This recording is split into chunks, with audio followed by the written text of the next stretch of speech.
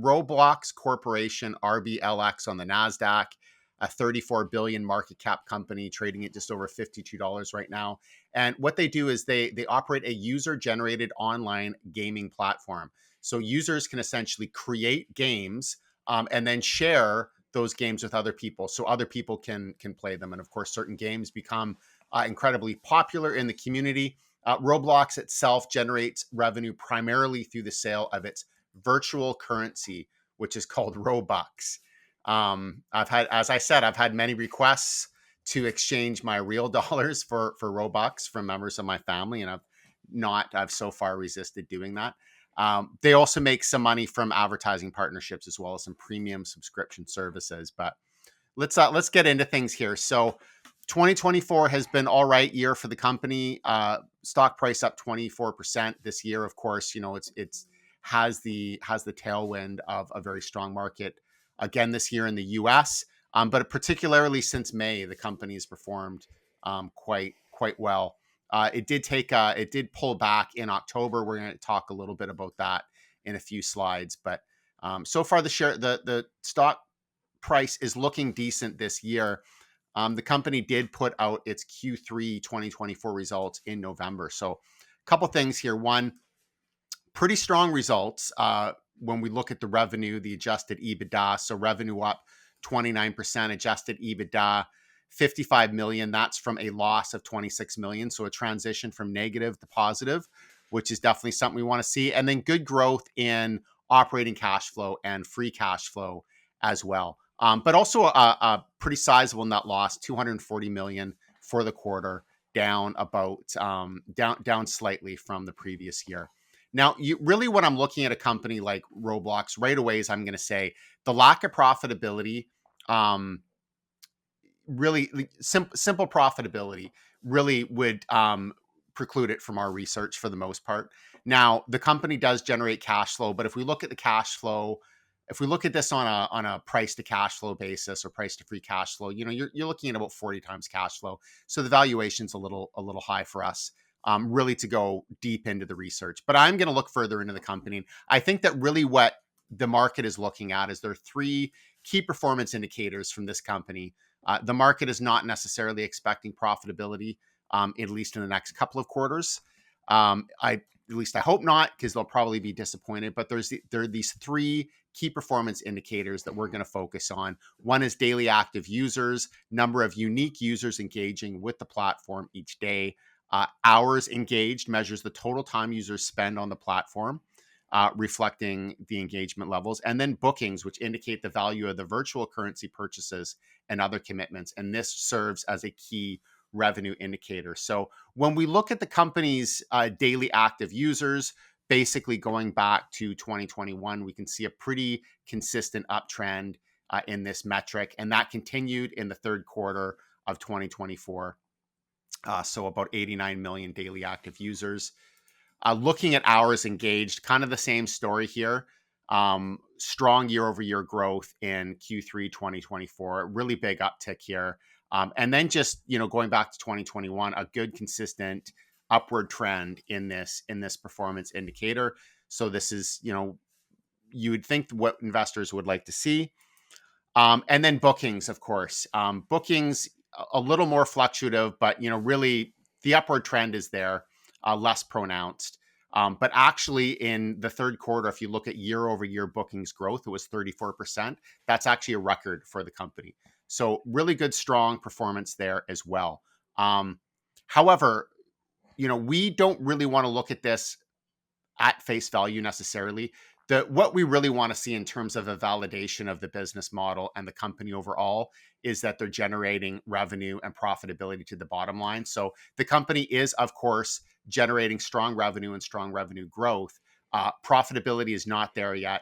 There is cash flow, but we like a nice, clean profitability figure as well to look at. So the cash flow itself isn't sufficient, but there are other concerns as well. One being a short report that was issued by Hindenburg Research in October of this year. So they're a short selling firm. They released a report accusing Roblox of inflating their user metrics, as well as compromising child safety on their platform. So that is something very obviously very noteworthy to parents looking at using the platform. But this report alleges that Roblox has exaggerated their daily active user counts by 25 to 42% and engagement hours by over 100%. Now, we have really no way to verify if this information is true or not. But I will say I don't know a lot about Hindenburg research, except to say I don't follow their research very closely. But they are a fairly well-known short selling company. They're not just a company that has just appeared out of nowhere. They've had some high profile shorts in the past. So this is a concern because when we're looking at those metrics, that's really the main reason why one would argue that the company could be a good investment. But if we can't trust those metrics, then there's really not much from there to analyze. This is why having like nice, clean profitability that transforms into free cash flow is also a good sign, just from a perspective of being confident in the company's business model and the validation. Because if a company is generating solid cash flow on a continuous basis and growing it over time, you can pretty much assume, or you have a high degree of confidence that the underlying business is performing well. So this is something that we would take a look at. But even looking forward, if I were to look at analyst estimates, they're not expecting none of the analysts are expecting to see net earnings in 2025. So this company will be operating for a while at a net loss. And we'll probably and may have to deal with some of the issues from the short report. Now, it does not seem to have really impacted their share price that much. They did take a big hit when the short report was released. Since then, they have recovered, but it's certainly something, there could be more information that comes out, other types of investigations or allegations. So, generally speaking, these short reports can be quite damning, especially when you're dealing with a company that is not generating profitability at this point in time. So I know we looked at the 1-year stock price and the numbers look pretty good there, but why don't we look at the share price performance going back to 2021? We can see this company peaked at about $135 in 2022. So this was around the peak of the tech market. The entire tech space basically fell apart for about a year and a half afterwards. So there was big declines. But since then, a lot of the higher quality tech companies have recovered and gone well past their highs. And we can see here that Roblox has not. So the market really is not extremely excited about the company right now, even though the 1-year return is looking pretty good, but still way below what we've seen the company's all-time high. So in terms of how we would look at the stock price going forward, the lack of profitability really puts it outside of our research. But even if we were just going to look at those key performance indicators, I'd want to dig deeper into what the short report is accusing them of here, and just try and get a good assessment of whether or not there's any credibility. So we wouldn't be buyers right now.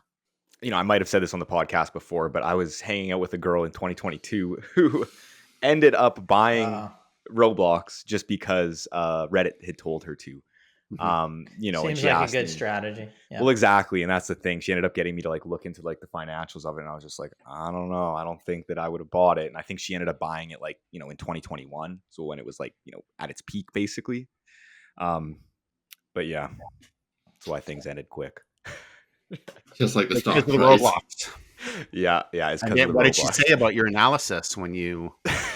Nothing. I mean, what could she say when she doesn't understand it at all? I mean, again, when you're going to Reddit and just typing in what is a good investment and then taking people's Reddit posters, at that point, just buy an S&P 500 ETF. Exactly. That's what you... Exactly. But by the time Brennan got back to her, she wasn't talking to him anyway, so it was over. Yeah. Precisely. Yeah. Exactly. Brennan tried to deliver the analysis, but nobody can answer. He did try. Point, so. That's enough. All right, sorry. No, but yeah, good. It's not the truth. We're all just jealous of Brennan and his... Yes, we are. Yeah. Getting past Brennan's love life or former love life. So the short report, on the daily active users, pretty much they say Roblox is conflating daily active users, which are non-unique account, with unique people, even though in their SEC filings they don't, but then some other quotations will say people. And this is honestly, just you see that everywhere with any online service. It's hard to tell individual people from accounts unless it's some ID verified service, which most online services aren't, especially Roblox. You're not going to have, I don't think your kids exactly have driver's licenses at age 8 and 9. Speak for yourself. Maybe they do. Maybe Ryan's kids do. But so and that it was. I've read a few of Hindenburg reports, and even though like Aaron said, Roblox doesn't meet our criteria, they're not profitable. It seemed to be one of their weaker reports, in my opinion. One of Hindenburg's weaker. Yeah, one of Hindenburg's weaker short reports, and I think that's why they've covered Super Microcomputer, and there was a fallout from that. A Danny Group was another one, which it did fall out, but I think it came back up. But yeah, I don't think it was a specifically strong case because I think it was really more of a plague that affects a lot of online services. I'm not even saying it's a good investment. I'm just saying their critique of it isn't the greatest. I'm always critical of short reports because I've read some that literally read like they were written by kindergartners, right, and done in crayon. But the fact of the matter is they can still be impactful to the companies even if they don't look like they're very credible. Yeah. Exactly.